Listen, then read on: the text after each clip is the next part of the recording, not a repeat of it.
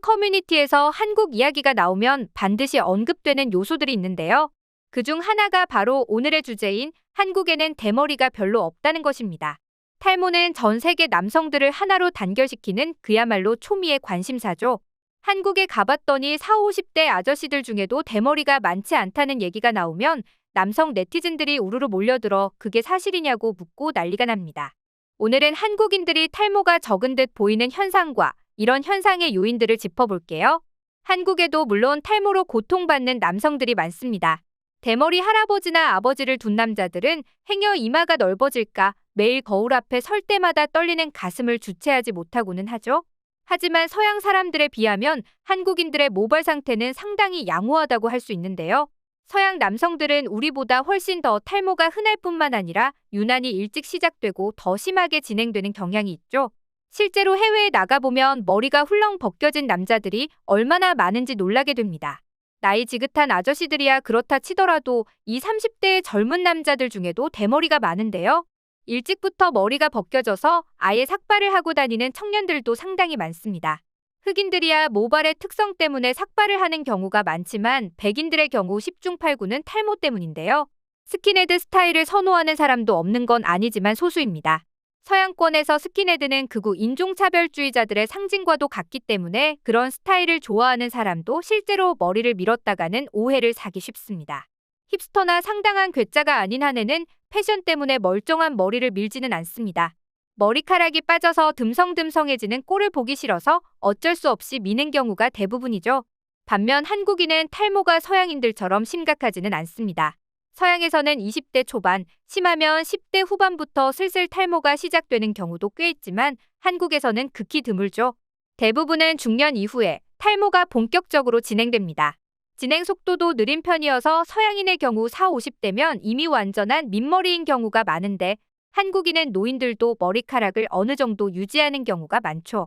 이러한 차이는 통계로도 입증되는데 의료계에 따르면 미국 탈모 클리닉의 시장 규모는 수십억 달러에 달하는 것으로 추정된다고 합니다. 반면 한국의 시장 규모는 그 10분의 1 정도로 추정된다고 하는데요. 미국 인구가 우리보다 6배 이상 많은 것을 감안해도 상당한 차이입니다. 또 가발 업계에 따르면 전 세계 가발 시장 규모는 100억 달러 이상인데 60% 이상의 수요가 서양권에 몰려있다고 합니다. 그럼 어째서 서양 남자들만 이렇게 유난히 머리가 잘 벗겨지는 걸까요? 먼저 유전적 요인이 있습니다. 남성형 탈모의 가장 큰 원인은 호르몬인데요. 대표적인 남성 호르몬인 테스토스테론은 인체에서 특정 효소에 의해서 DHT라는 호르몬으로 전환됩니다. 그런데 이 DHT는 모낭을 위축시키는 작용을 하죠. 위축된 모낭은 머리카락을 제대로 성장시키지 못하고 그나마 자라난 것도 가늘고 힘이 없습니다. 머리카락이 점점 가늘어지다가 결국 사라지는 남성형 탈모의 주된 증상이 바로 이렇게 일어나는 것인데요. DHT의 작용이 계속되면 결국 모낭이 죽어서 사라지고 맙니다.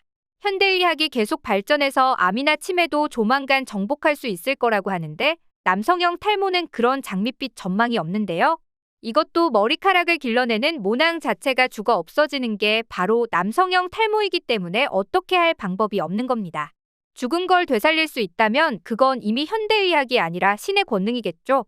일부 연구에 따르면 한국인을 비롯한 동아시아인의 모낭은 DHT에 덜 민감하게 반응한다고 합니다. 그리고 백인들의 모낭이 DHT에 가장 민감하게 반응한다고 하죠. 같은 남자이고 같은 호르몬을 가지고 있어도 타고난 모낭의 차이로 대머리가 되느냐 안 되느냐가 갈리는 겁니다. 한편으로는 모발 특성에 관련된 유전자에도 차이가 있다고 하는데요. 모발의 성장 속도나 굵기 등에 영향을 주는 유전자도 인종마다 다르다는 것이죠. 흑인들의 머리카락이 꼬불꼬불하고 관리하기 힘든 것은 유명하죠. 찰랑찰랑하는 고운 머릿결을 자랑하는 흑인 여성이 있다면 100이면 100가발을 쓴 거라고 보시면 됩니다. 흑인들을 비하하려는 게 아니라 실제로 많은 흑인 여성들이 흑인 특유의 머리카락이 관리하기 힘들고 꾸미는 것도 어려워서 아예 삭발을 하고 가발을 착용합니다. 흑인 인구가 적은 우리나라에서는 잘 알려지지 않았지만 서양권에서는 다들 아는 상식입니다. 게다가 백인들의 경우는 머리카락이 상당히 가느다란 편인데요. 백인들 특유의 고운 머릿결도 가느다란 머리카락 덕분이었을 가능성이 큽니다. 심지어 한번 탈모가 시작되면 머리가 조금만 벗겨져도 유난히 눈에 띄게 되는데요. 백인들은 실제로 탈모가 빨리 진행되는 게 아니라 머리카락이 가늘어서 그렇게 보이는 것뿐이라는 주장도 있죠. 반면 한국인을 비롯한 동아시아인의 머리카락은 다른 인종에 비해 확연히 굵습니다. 여기에 더해 동아시아인들은 대부분 직모이고 곱슬머리가 드문데 이런 특성상 모발 밀도가 같다면 다른 인종보다 훨씬 더 머리가 풍성하게 보입니다. 똑같이 탈모가 진행되어도 백인이나 흑인에 비해 정도가 덜해 보일 수 있다는 것이죠. 이러한 유전적 차이는 노력으로 극복할 수 있는 것도 아니다 보니 많은 서양 남자들이 한국 남자들을 부러워한다고 합니다. 서양에는 여성형 탈모도 우리보다 흔하기 때문에 여자들에게도 한국인의 머리카락은 동경의 대상이 된다고 하네요. 두 번째 요인은 식습관입니다. 전통적인 한국 식단에는 발효식품, 해산물, 채소 등이 많은데 이런 식품들은 모발 성장에 이로운 영양소를 많이 함유하고 있습니다. 비오틴, 비타민 D, 아연, 철분 등이 바로 그런 영양소이죠. 반면 서구적인 식단, 특히 기름진 패스트푸드 등은 영양 불균형을 일으키기 쉽고 모발에도 악영향을 준다는 거죠. 세 번째 요인은 외모 관리의 차이입니다. 다들 알다시피 한국 사람들은 외모에 항상 진심입니다. 해외에서도 한국 사람들은 어디를 가나 잘 꾸미고 다녀서 눈에 띈다고 하죠. 한국 사람들도 외국에 나가보면 외모를 그렇게 공들여 꾸미는 사람이 별로 없다는 사실에 놀랍니다. 특히 한국 여성들은 서양 여성들이 화장을 별로 안 하고 생얼로 다니는 경우가 많다며 크게 놀라기도 하는데요.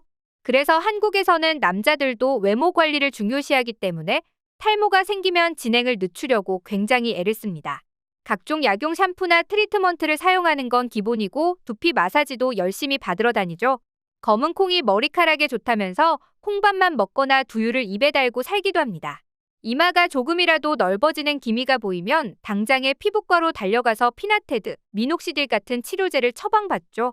심지어 탈모 가족력이 있는 남자들은 어차피 시작될 탈모니까 미리 예방하겠다면서 피부과 의사를 붙들고 약을 처방해달라고 떼를 쓰는 경우도 있다고 하는데요. 탈모 치료제는 호르몬에 작용하는 상당히 위험한 약이어서 함부로 처방해줄 수 없기 때문에 의사들이 스트레스를 많이 받는다고 합니다. 이런 한국 남자들과 달리 서양 남자들은 외모를 가꾸는데 그렇게 열심이지 않습니다. 연예인이라면 모를까 평범한 남자라면 매일 아침에 면도하고 스킨 한 번 발라주는 것이 외모 관리의 전부이죠. 특히 마초적인 성향이 강한 미국에서는 남자가 외모를 가꾸면 계집애 같다고 놀리거나 게이로 의심하기도 합니다. 대도시의 젊은 세대는 좀 다르다고 하는데 아직도 상당수는 면도와 스킨 바르기 이상의 노력은 남자답지 못하다고 여긴다고 하네요. 탈모 때문에 스트레스 받기는 그들도 마찬가지이면서 관리는 소홀히 한다니 이해가 안 되지만 미국 남자들은 실제로 이렇다고 합니다. 이러니 탈모 증상이 생기면 빠르고 심각하게 진행되어 젊은 나이에 대머리가 되는 것도 당연한 일이겠죠. 오늘은 한국인들이 서양 사람들에 비해 대머리가 적은 이유를 알아봤습니다. 흥미롭게도 서양 문화권에서는 대머리가 머리가 좋다거나 남들보다 뛰어난 능력이 있다는 이미지가 있다고 합니다. 심지어 일부에서는 대머리를 남성적 매력의 상징으로 받아들이고 섹시하게 여긴다고도 하는데요. 왕과 나, 10개 등의 할리우드 고전에 출연하여 세계적 스타로 군림했던 영화배우 율브리너의 사례가 있으니 완전히 허무맹랑한 이야기는 아닌 것 같습니다.